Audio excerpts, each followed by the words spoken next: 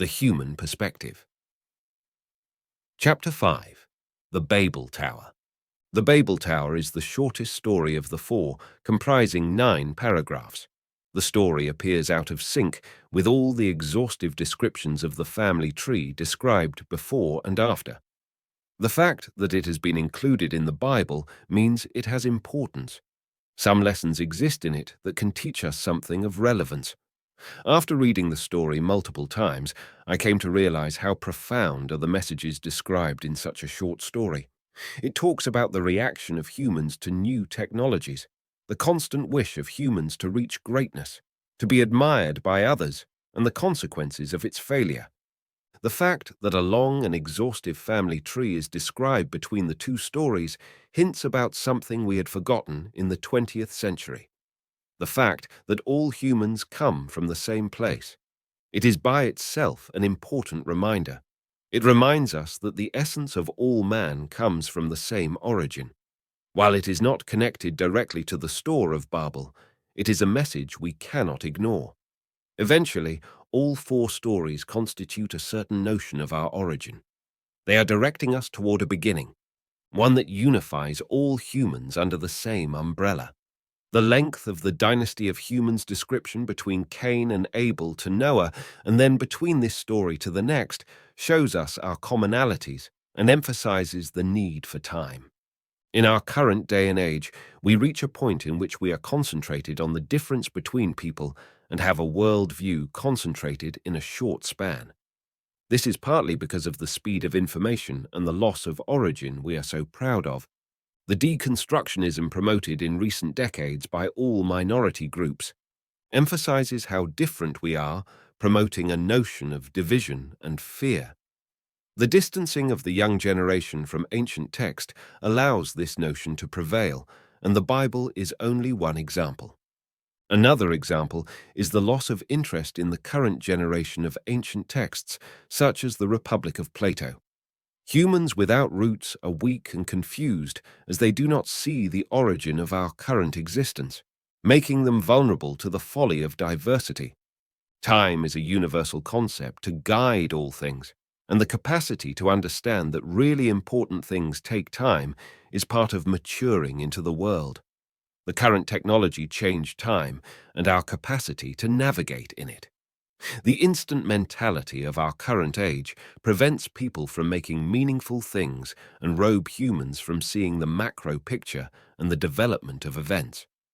I came to believe that the reason for the exhausting description in the Bible of the generation passing through time appears to teach us both the importance of time and the origin of all man.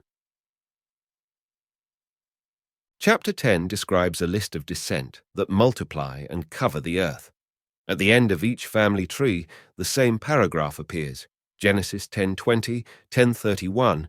These are the descendants of space by their families, their languages, their lands, and their nations. It clearly states that each had its language, different not only by parental roots, but also inside of each family tree. It does not seem to have anything of importance until we pass on to the story of Babel, in which the first paragraph states Genesis 11:1. Now the whole earth had one language and the same words. This seems surprising to me as I was reading it, assuming continuity in the storyline. After all, there are 2 different ways to interpret this fact. One is that the story is not chronologically following the previous chapter, which makes little sense. Chapter 10 clearly describes the direct descendants of the only survivor of the flood. It shows us each nation's direct lineage and development and its language based on the spreading of humans on earth. Babel should have been the first and immediate story after Noah in such a case. Moreover, Babel is described in chapter 10 as the creation of the descendants of Ham. It says that Cush had a son named Ham, who, in turn, had a son called Nimrod. Babel was the kingdom of Nimrod, with its specific culture and language. Another explanation for the first paragraph is that it describes a moment in which a specific society was flourishing. A variation of the sentence, "we speak the same language," is a common expression, and it usually means that 2 people understand each other. The first paragraph may express the unity and synchronicity of a certain community. The story continues by presenting the development of new technologies. Genesis 11:3. And they said to one another, "Come, let us make bricks and burn them thoroughly." Moreover, they had brick for stone and bitumen for mortar. This description is the foundation, and the main lesson, I believe, can be extracted from this story. It speaks about the natural and cyclical technological advancement, man's reaction to it, and its inevitable end. History can be seen from many angles, based on the person looking at it. Some see history as the history and progress of a specific population. Others see it as the development of technology/philosophy, governments, or money. History cannot be seen from multiple angles. One denominator needs to be chosen and the leading subject to follow. Economists see history as the development of money and commerce, while others, as Karl Marx, see it as the development of the power struggle, and others, as Francis Fukuyama, see it as the development toward democracy. While time moves forward, some events are cyclical. As I mentioned previously, in the book The Fourth Turning, William Strauss and Neil Howe are presenting a strong case for the cyclicality of humanity based on 4 generations. From my point of view, and for our story, history is a story that follows human technology. All other aspects of humans are bound to the advancement of technology. Money has reached its current form thanks to computers. The capacity of the West to conquer the world is thanks to its advanced technology. The First and Second World Wars were due to advancement and our capacity to feed the majority of humanity, taking them out of poverty. To summarize, history can be seen as the advancement of technology. Philosophy is the only exception to this rule. In contrast, all the rest of the human aspects have evolved, and it is not evident in philosophy. Reading Plato's Republic and the various books of Aristotle suggests that modern man did not evolve significantly in the field. Oppositely, the main foundation for our current philosophies is based on ancient times. Moreover, with the advance of technology, humans have lost the need for philosophy as they grow impatient with mysteries and uncertainties. Nietzsche was probably the last philosopher, representing the end of history from a philosophical perspective. Today, society lacks any interest and the capacity to start to approach the field. It is possible that a negative correlation exists between technology and philosophy. If it is true and based on the lesson of our recent story, it is possible that we are on the cusp of a new era of philosophy. The story of Babel presents us with a new technology, the capacity to create brick and bitumen. With it, man could build stronger houses, cities, and walls. Understanding the new tools they had just discovered, humans decided to take this invention to its maximum capacity, seeing what and how far of a superiority they can get from this tool. Genesis 11:4. Then they said, "Come, let us build ourselves a city, and a tower with its top in the heavens, and let us make a name for ourselves. Otherwise, we shall be scattered abroad upon the face of the whole earth." This is a packed sentence that we will need to break down. The first part addresses a certain human tendency that seems to repeat itself over history, the need to take any new invention to its maximum advancement. The second part addresses the human instinctive search for recognition and power. The third part addresses the familiar mentality of leaders believing in the necessity of humankind in their vision. It seems the story of Babel is trying to teach us something about the drive of a man and its limitation. Our need to evolve and take our new inventions to their maximum potential is a general description of the development of technology. It shaped the world as we know it today. Europe has conquered the world due to its technological advancement. Our longevity and connectivity are not different. The human need to control the environment is the essence of any technological advancement. It motivated individuals to push the boundaries of knowledge, allowing discoveries. As described in the story, a certain limit exists that makes any good invention problematic. The moment in which a good tool is turning into a problematic one. This moment can be described as a step in which humans stop using technology for the sake of security toward usage that has to do with dominance.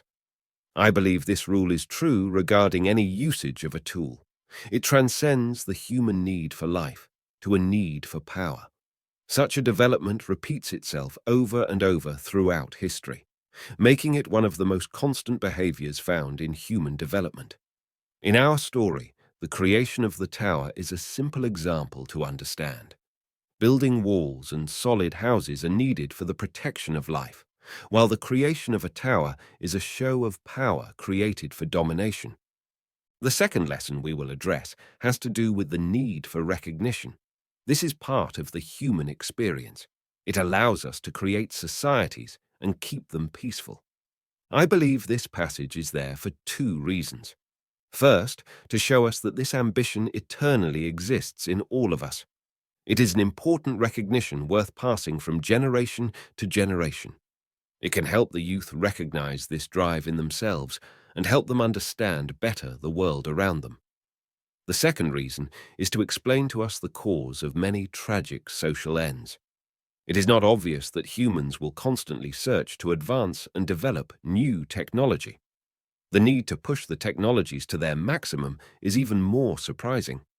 The connection in Genesis 11 of the action and motivation allows us to understand human nature better, teaching us about the origin of human ambition and possibly the reason we repeatedly turn good intentions into bad tools. The third and last part of the sentence reveal to us the reasoning leading all leaders, the conviction that drive them to power, and the dogmatic explanation repeated to the masses over and over throughout history. The idea that we must change and create greatness, as it is the only way to save humanity, is the essence of all dictators and democratic leaders. The belief that our way is the only way has led countless civilizations into battle and discretion. It is the cry of all revolutionaries and the pride of any dominating nation. This argument has been used by all religions. See the Christian Crusades and Inquisition, Nazi Germany, and the protection of democracy. The existence of this description in the Bible seems to teach us what to look for. As the story finishes tragically, we can assume that the reason for it is a warning, making it the third and final lesson of Genesis 11:4. The unification of all humans by a concentrated authority has been tried many times before. It always comes with a clear philosophy of dominance, warning us of the alternatives. As many times as we tried it, we failed to achieve it. I believe it is an important lesson to be learned. Amusingly enough, the consequences of the actions taken in our story have eventually brought to the reality that it tried to prevent. The story explains how, by the logic of the leaders, without their actions, humans shall be scattered abroad upon the face of the whole earth. At the end of the story, we discover that this outcome has been achieved by and because of their actions, and not the opposite. It is by itself an important point for reflection. The idea that we encounter such a turn of events in the fourth story of Genesis is fascinating. It could be assumed that the idea of a prophecy that creates itself is as old as humans.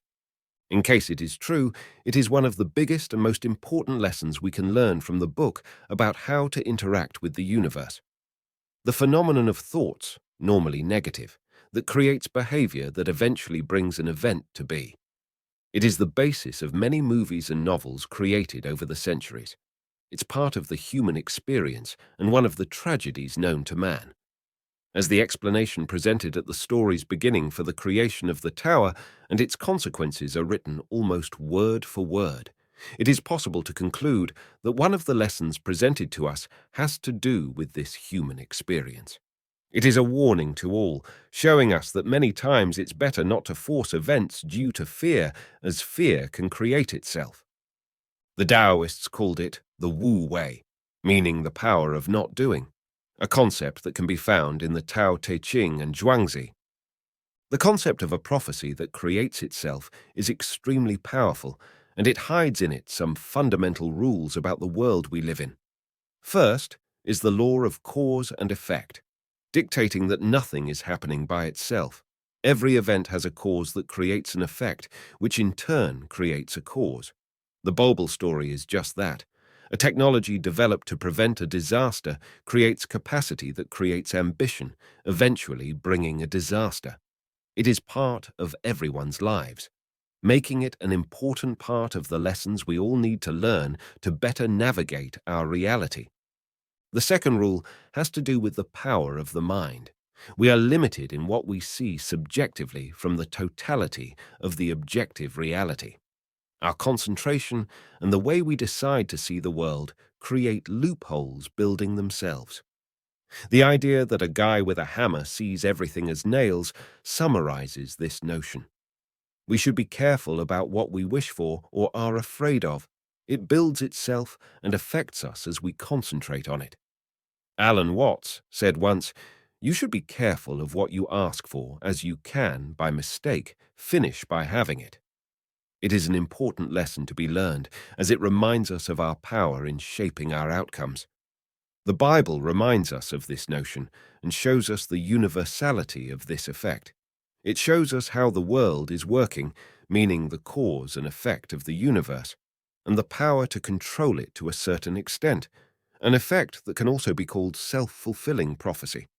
The last thought I reached about the story was related to the concentration of power and decentralization. To understand it, we will address God as a cosmic power, the power that rules the universe and humans. When using the word power, I do not refer to power with intention, but to the power that resides in all things. Gravity is the easiest way to describe it. It is a power without any intent that drives any movement of the object and keeps its natural balance as we know it. Approaching God presents in that way gives our story a new angle, one that shows the demise of the Babel project as a necessary force of nature. It comes to show us the inevitable demise of the concentration of power. After all, the story talks about the wish of a small group of people to control humanity as a whole, bringing all men under one government, ruled by the people in question. In the story, the project of centralization of power is underway. When God enters the story, the tower is built to a certain extent. The demolition of the tower and the division created afterward can manifest the natural way of man. Their need for diversity and their unwillingness to lose their identity as a whole.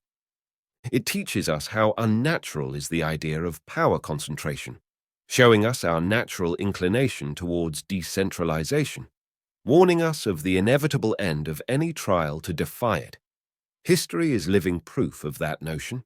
We naturally create groups that create cultures that create safety nets. Natural nets govern themselves for the benefit of their participants.